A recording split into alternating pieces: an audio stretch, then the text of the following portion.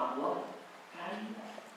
Orang-orang sebelum kalian itu sudah diwajibkan bagi mereka berpuasa juga.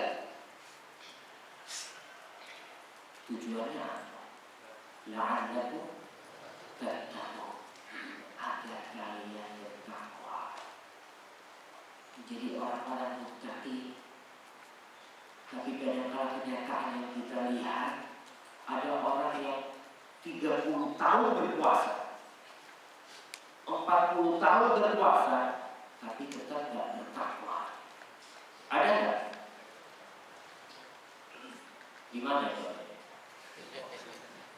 Kayaknya di sini ya. Insya Allah ada. Namun kenyataannya kita lihat ada.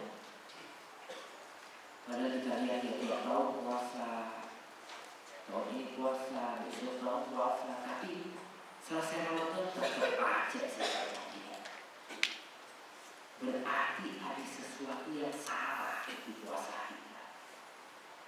Itu yang mungkin perlu kita kaji. Kenapa sih aku kok belum bertakwa?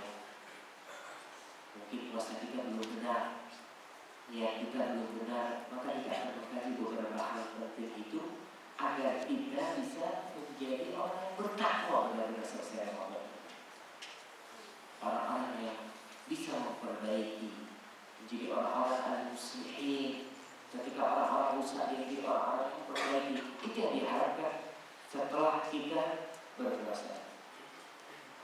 Satu hal pertama yang perlu kita ingat, Allah itu tidak butuh dengan puasa. Butuh nggak Allah dengan puasa? Nggak butuh. Maka camkan, bukan hanya puasa. Setiap ibadah yang kita lakukan, apapun modelnya, bagaimanapun beratnya, Allah tidak butuh dengan ibadah kita. Ibadah yang paling banyak biayanya itu apa? Haji. Walillahi 'alan nasi hajjul bait. Kemudian ayatnya, man istata'a ilaihi sabila. Allah memiliki satu kewajiban atas orang-orang yang mampu untuk berhaji, yang mampu untuk berangkat berhaji. Kemudian wa man kafara fa inna Allaha ghaniyyun 'anil 'alamin. Barang siapa yang kufur, yang enggak mau berangkat haji padahal sudah mampu, fa inna Allaha ghaniyyun 'anil 'alamin. Allah itu tidak butuh dengan alam semesta. Bukan cuma sama kamu. Bukan. Sama alam semesta ini Allah tidak butuh. Maka camkan itu di diri kita. Bahwasanya puasa kita, sholat kita itu bukan karena Allah butuh sama sekali, tapi kita yang butuh. Kalau itu yang ada di diri kita, insya Allah puasa kita akan lebih bermakna. Kita keluar dari bulan Ramadan menjadi orang yang bertakwa, yang diampuni dosa-dosa, dan itu harapan kita. Dalam hadis qudsi yang diriwayatkan oleh Imam Muslim rahimahullah taala, Rasulullah sallallahu alaihi wasallam bersabda, ya ibadi, qala Allah taala, kata Rasulullah, Allah berfirman. Hadis ini hadis qudsi. Apa kata Allah? Ya ibadi, innakum lan tablughu dharri fatadurruni. Wahai hamba-hamba, dan Allah memanggil kita hamba-hamba karena kita memang hamba Allah. Sebelum kita dewasa kita hamba Allah. Sebelum kita jadi pegawai kita hamba Allah. Sebelum kita jadi gubernur, sebelum kita jadi pejabat, kita tetap hamba Allah. Setelah jadi gubernur kita tetap hamba. Tidak pernah berubah. Sifat yang melekat di diri kita sampai kita mati, kita hamba Allah. Maka ketahuilah, Allah memanggil kita ya ibadi, wahai hamba-hamba, supaya kita ingat Allah yang menciptakan kita, Allah yang kasih rezeki kepada kita, Allah yang menghidupkan kita, Allah yang kasih rumah sama kita, Allah yang kasih istri sama kita, kasih anak-anak sama kita, Allah yang kasih kesehatan sama kita. Kita berarti hamba Allah, ngabdi sama Allah. Apa kata Allah? Innakum lan tablughu dharri fatadurrun. Kalian itu tidak bakal bisa memberikan bahaya kepadamu sehingga membahayakan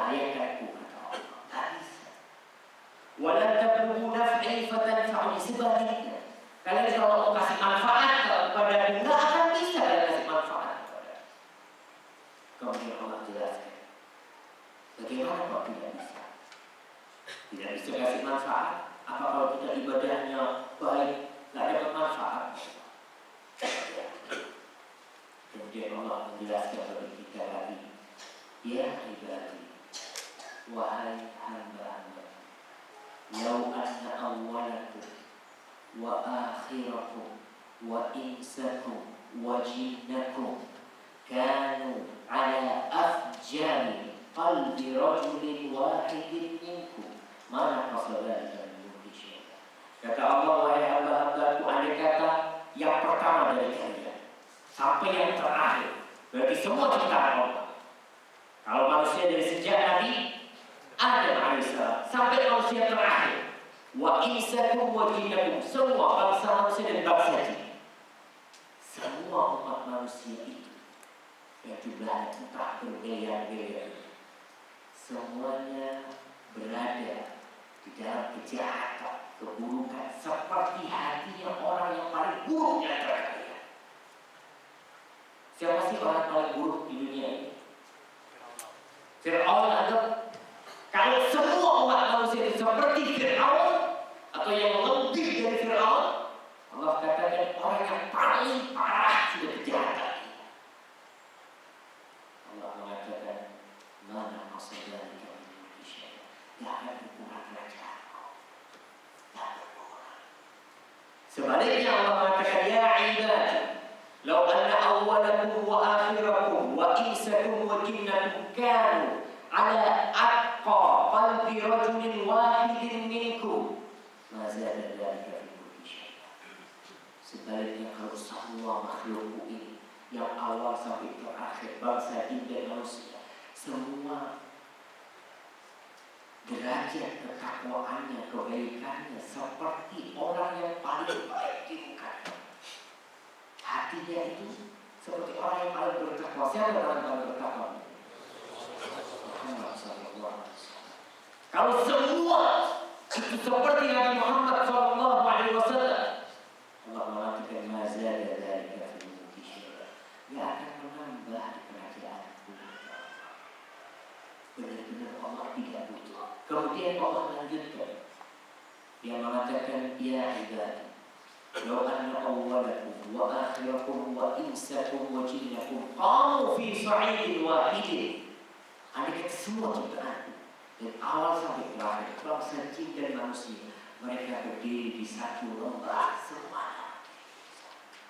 Fasa'aluni, kemudian semua ciptaan itu memohon kepada wa a'taitu kulla wahidin minhum mas'alah. Kemudian setiap yang minta itu aku kasih yang dia minta. Jadi semua yang dia minta, satu minta umpamanya, atau kira-kira minta apa sih? Kira-kira yang banyak itu mana sih? Sekota Depok ini? Kira-kira? Iya, anggap setiap orang minta seperti kota Depok. Janganlah seperti Jakarta dan isinya. Semua kita Allah minta seperti ini. Kemudian Allah memberikan semua permohonan mereka minta. Ini yang minta emas 2 gunung, itu 3 gunung, itu apa yang dia minta. Allah mengatakan, mana qasadalika mimma indi, itu tidak akan mengurangi apa yang aku miliki. Tidak akan mengurangi. Illa kama yanqusul mikhyatu ila udkhilal bahr, kecuali seperti berkurangnya air laut ketika jarum itu dimasukkan kemudian diangkat. Apakah air lautan itu berkurang? Nah. Jadi benar-benar Allah itu nggak butuh sama kita. Kemudian Allah menjelaskan, tapi kenapa kita disuruh beramal, kita disuruh puasa, kita disuruh sholat? Allah mengatakan, innama hiya a'malukum uhsiha lakum, itu amal kalian yang aku catat, tsumma uwaffikum, kemudian kasih pahala kalian. Jadi kalian beramal itu untuk kalian sebenarnya. Aku akan kasih pahala, kasih kalian atas semua amal kalian, yang baik dan yang buruk. Faman siapa yang mendapatkan catatan amal yang kebaikan nanti? Saya lihat nanti siapa yang harus dia puji? Allah Jalla Jalla. Ingat tatkala kita bisa bangun malam dan kita bisa sholat malam, yang pertama harus kita puji Allah. Banyak orang-orang yang tidak bisa bangun malam, kita dikasih bangun malam sama Allah. Alhamdulillah. Syukur sama Allah. Jangan pernah GR, saya kamu tahu, saya ini tiap malam bangun malam. Buat apa dicipta sesuatu? Inna hi a'malukum uqsiha, terutama aku itu kan buat kalian, dicatat oleh Allah buat kalian. Wa man wajada ghayra dzalika fala yalumanna illa nafsah. Barang siapa yang mendapatkan catatan tidak dia suka yang buruk, maka siapa yang harus dia jawab? Bapaknya, tetangganya, gurunya, nafsa. Jangan menjawab orang lain, jawab diri sendiri. Karena nanti ada pengikut-pengikut yang mencela pemimpinnya di neraka itu. Mereka kita nggak pernah maksa kalian. Kalian sendiri yang ikut kita. Maka tetap kita bertanggung jawab atas diri kita masing-masing. Itu yang pertama yang harus kita camkan pada diri kita, bahwa Allah tidak butuh dengan ibadah kita. Allah tidak butuh kita datang ke majelis ini. Jangan pernah merasa telah berbuat baik karena kita datang ke masjid ini. Kita merasa Allah, aku ini datang ke masjid ini, wah, aku sudah berbuat baik kepada Allah. Enggak, kita berbuat baik sama diri kita sendiri sebenarnya. Yang kedua, namanya orang berpuasa. Kita harus tahu aturan puasa itu sendiri. Salah satunya meninggalkan yang membatalkan puasa. Dari sejak terbitnya fajar sampai ke dalamnya yang mengatakan puasa yang umum, yang kita harus makan, harus minum, harus bercinta, dan godaan orang puasa itu berat. Sampai ada orang barat, orang kafir itu melihat orang Islam berpuasa, dia bingung. Kenapa dia bingung? Ya, kau nggak takut mati nggak makan dan mati sakit? Karena mereka tidak pernah melakukan hal itu. Ketika melihat orang tidak makan, yang ada di pikiran dia mati loh. Ternyata tidak. Karena Allah telah memberikan kemudahan-kemudahan di puasa. Dan jangan berbuka kecuali bila matahari tenggelam. Kalau kita tidak melakukan hal itu, maka akan ada kadar berdiri yang kita terima. Maka kita tidak akan jadi orang yang bertakwa. Rasulullah SAW bersabda dalam hadis riwayat Ibnu Hibban, Hakim dan Sahih wa Syekh Albani, beliau mengatakan, kamu minum dulu ya, kan gak puasa sekarang.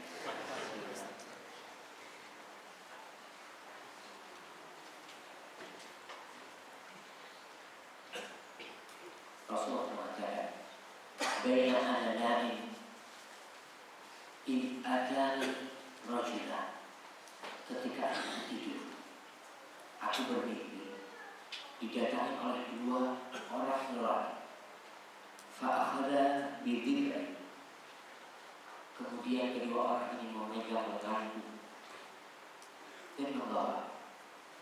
Fa'ataya bi jabalan wa'ir, mereka membawaku ke sebuah bukit yang terjal. Faqala li isma, mereka berkata, naik daki.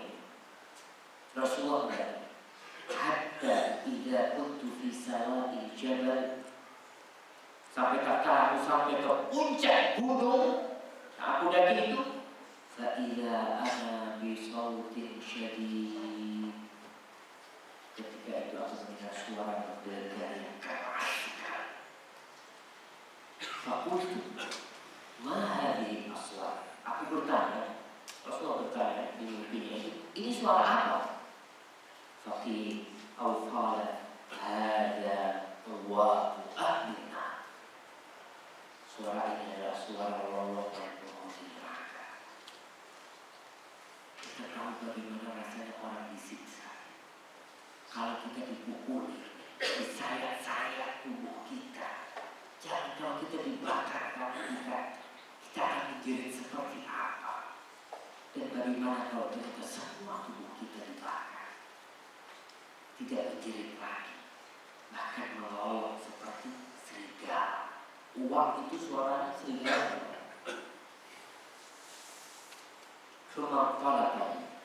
Kemudian mereka mengajak seperti itu. Fa'idha ana biqawmi mu'allafina bi'araqibi. Tiba-tiba aku melihat manusia, sekelompok manusia yang digantung kakinya. Araqib itu kan kalau gantung kambing itu digantung kakinya seperti itu. Kemudian apa orang ini? Pemandangan yang terjadi dengan orang-orang yang digantung ini. Rasulullah mengatakan musyaqqaqatun ashdaqu. Pipi mereka robek-robek, sobek-sobek. Tasilu ashdaqu darah. Dari yang mereka yang rahang-rahang mereka yang robek itu ngucur darah. Dalam keadaan digantung, yang namanya orang digantung, darah itu akan deras ngucur. Maka aku bertanya, man haula? Siapa mereka? Faqila haula alladzina yuftirun qabla tahiyyati shaumihim. Mereka adalah orang-orang yang berbuka sebelum waktu berbuka tiba. Ini perlu kita sampaikan kepada keluarga kita, teman kita. Ya, mungkin mereka, karena ada orang-orang yang di rumahnya bilang puasa, sampai kantor minum teh, pulang ke rumahnya ketemu istrinya, Masya Allah mas, kelihatan capek banget puasa ya. Oh iya puasa, padahal dia bermakan. Puasa ini satu-satunya ibadah yang milik Allah, yang Allah akan kasih pahala khusus buat puasa. Karena yang tahu kita puasa siapa? Allah. Kita ketemu sahabat ngobrol, nggak makan, tapi masuk kamar makan. Kan teman kita nggak tahu kalau kita nggak berpuasa. Yang tahu siapa? Allah. Maka agar kita menjadi la'allakum tattaqun itu perlu diperhatikan. Kita sampaikan. Tapi Allah itu memberikan kemudahan. Yang ketiga, perlu kita perhatikan, Allah memberikan kemudahan kepada kita. Allah tahu hambanya ini dhaif, lemah hamba-Nya. Maka Allah kasih aturan-aturan. Yang sakit boleh nggak puasa? Yang musafir boleh nggak puasa? Yang hamil boleh nggak puasa? Yang nikah tetap harus puasa. Sampai nikah di Ramadan gimana? Kita harus puasa. Larangan itu berlaku. Tapi yang susah-susah ini yang Allah kasih pilihan. Yang hamil, yang sui, orang tua, entah, enggak kuat, dikasih pilihan. Jadi agama ini mudah sekali. Tapi tetap dia bisa merasakan indahnya bulan Ramadan walaupun tidak puasa. Yang keempat, supaya kita jadi la'allakum tattaqun itu harus belajar menahan emosi. Menahan emosi, ngomong yang gak benar itu ditahan, ngomong yang jelek-jelek ditahan. Kemudian perbuatan kita juga harus ya orang puasa. Ketika puasa, kita itu menahan diri dari makan, minum, dan bercinta. Betul nggak? Makan, minum, dan bercinta itu halal. Halal. Dapat pahala kita. Tapi ketika berpuasa dilarang. Dan kita tidak merasani orang, ngomongin orang, mencaci orang, berbohong, berdusta, menipu. Sebelum Ramadan itu sudah haram. Kok ketika dia Ramadan yang makan minum dia tinggalkan, berbohong dia lakukan? Kan kebalik. Yang haram dia amalkan di Ramadan, yang halal dia tinggalkan. Maka kata Rasulullah SAW, "Yada qaula zuri wal amala bi wal jahla falaysa lillahi hajatun fi an yada'a ta'amahu